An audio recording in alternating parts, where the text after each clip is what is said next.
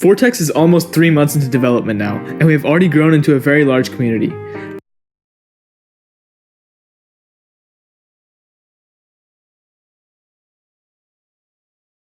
The client has been updated a lot, but more importantly, we now have news on Vortex Studio, which I'll talk about later. After the last devlog, we got a lot of new players, managing to hit over 100 concurrent players in a single game, which was a new record by far. Naturally, our servers were under a lot of pressure, and players ended up freezing or not even being able to join games at all. Following this, we optimized our networking logic for both the servers and the clients, and we ended up making things 3 to 5 times more powerful than they were before. That means at our current state, we should be able to support 300 to 500 concurrent players, but as we continue to grow, our servers will as well. We added soundtracks to even more maps, and speaking of audio, there really wasn't anything to listen to in the game other than the music, so we added our own custom sound effects to the character controller, including walk, jump, fall, and land. Since we're still testing this, you can only hear your own player sound effects for now, but we will soon have spatial audio support so you can hear more than just yourself. These sound effects are also subject to being modified or replaced in the future. You may have noticed this already, but the in-game UI was fully revamped. This was mainly due to switching libraries, but it ended up being worth it. For example,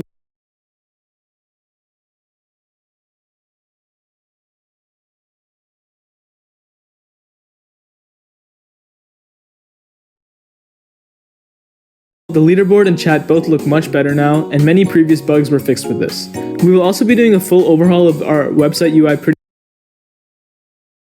soon, since most of it was rushed in order to prioritize the game engine itself. A minor change we did was revamp the search page, making the results similar to the social page. You can now see different cards for each user, with pagination at the bottom to click through different pages.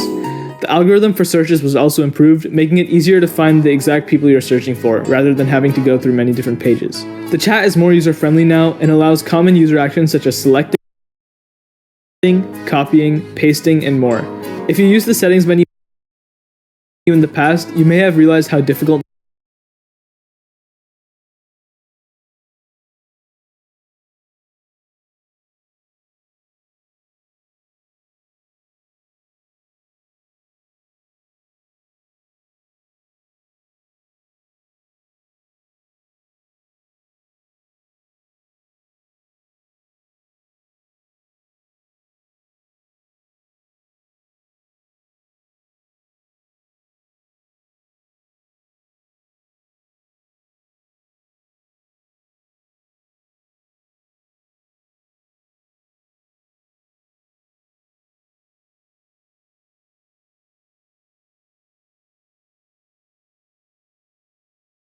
the sliders were to use.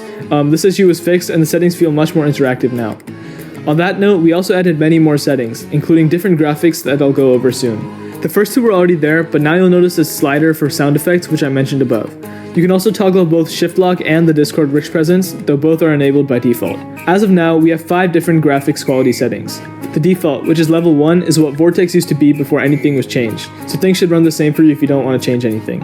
You can slide through the other graphic settings to see differences with quality, shadows and the viewing distance, fog, and more. Later on, we will add render distance to these graphic settings so things can run better on lower end devices. On that note, we'll also be adding support for Intel Macs and other devices that have different GPUs. Please keep in mind that these settings are pretty experimental and there's already some bugs that we know about, and they're also guaranteed to be changed as our client improves. Similarly, upon the release of these new graphics, we also added an FPS cap, which was temporarily disabled due to performance issues, but we'll add this back in a future update. We also fully redid our loading screen, which looks completely different and so much better now. This was a concept submitted by someone in our Discord community, and everyone loved it so much that we ended up using it. The main thing is that it shows general loading info as well as information about the game. The loading screen also has retry logic now in case you're unable to connect to our servers for any reason. As for the player physics, many things are pretty bad right now, such as climbing and also our constant values. Pretty soon we'll be working on redoing our physics system so that it's more accurate to what people are used to. With this, we also plan on adding different obbies so that players can get more comfortable with Vortex. To start, we added camera collisions, which already worked very well. Previously, you were able to look through walls freely, but now we changed it so that the camera uses multiple raycasts to figure out collisions with other parts, and based on this, it prevents zooming. The player even begins to fade out if the camera gets too close, as intended. You might have also noticed that we lowered the camera distance required before the player starts fading out, making it more accurate. These things will continue to be improved as time goes on. To further test this, we added the backrooms map, which is essentially a very big maze. This was submitted as part of our first and only building competition so far, which was actually planned to be added earlier. The only reason we waited was so that people couldn't look through walls to figure out the path, which is good now. If you played Vortex during its early days, back when it was a website, you may remember that you could click players on the leaderboard to friend and follow them. When we switched to an app, this was not initially implemented, but we finally added this back. But as of recording, it's broken, and we'll fix it in the next update. Oh, okay, this next thing might upset some of you, but we finally removed the studs from all 6 sides of the parts. Lots of people were commenting saying it was retro slop and other stuff. So instead, the top face has studs now, the bottom has inlets, and the sides no longer have any textures. In the future, you'll be able to modify parts with textures however you like with Studio, which we'll talk about soon. As for avatar customization, this will be heavily expanded on in the future. There were some bugs with profile pictures not updating,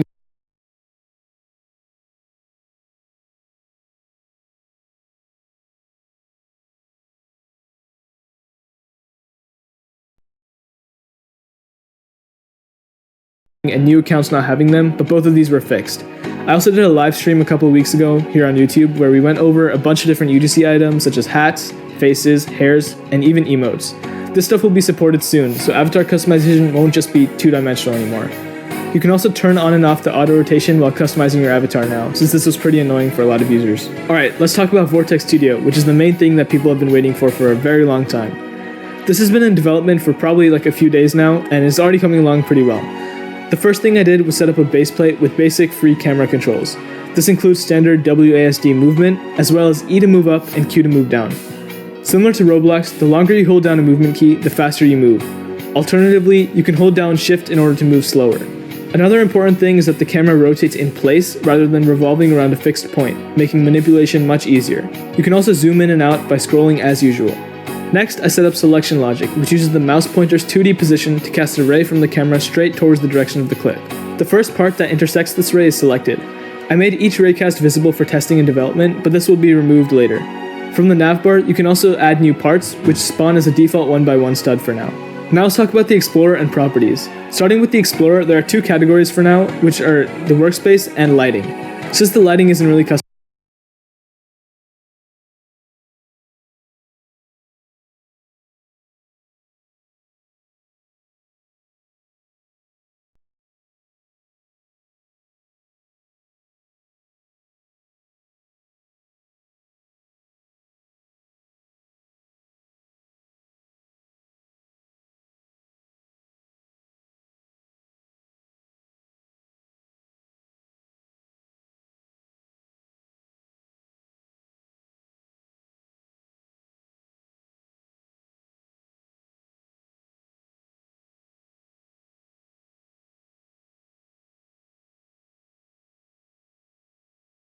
customizable yet, let's go over workspace. Every part that's added gets listed here, and you can rename them directly from the Explorer by double-clicking or pressing enter. Clicking an item from the Explorer also selects it in the editor. Under properties, there are 2 sections as well, the first one being appearance and the second being transform. As of recording this video, the only thing regarding appearance that you can change is the part color, but we will add more things such as transparency in the near future. For transformations, you can change the part's name, which will be moved to a different category later, as well as its position, rotation, and size. All of these inputs have good sanitization, which means they're able to work with multiple formats and parse them to a standard one. Currently, we're also working on the 3 main transformation tools to be supported in the actual editor, rather than just for the properties panel. This is still in development, but we'll have more updates on it soon. If you're interested in seeing more frequent leaks of Vortex Studio, join our Discord server. That's all I'll show for the studio in this video, but trust me when I say that this is something we're working on actively and prioritizing.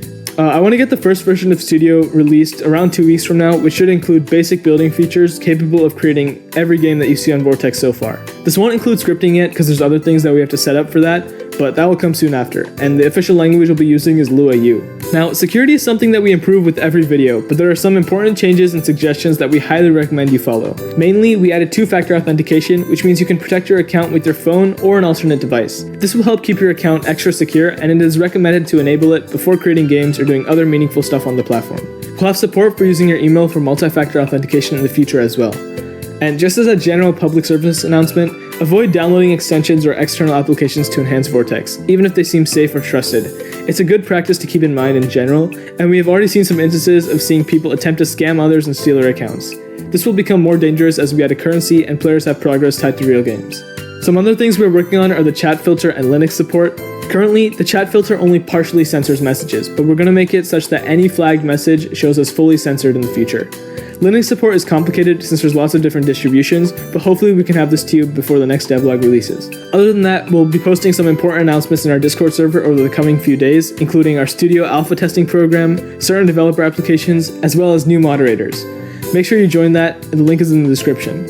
Also, let me know if you prefer these bi-weekly devlogs or if I should start doing smaller ones every week instead. Thank you to everyone who has been supporting Vortex so far. Even if you're new here, make sure you subscribe so you can get notified whenever we release more updates or announcements. It's pretty crazy to say this, but we're almost at 10,000 subscribers, and we'll definitely do something special when that milestone is hit. Anyways, I'll see you in the next video. Thanks.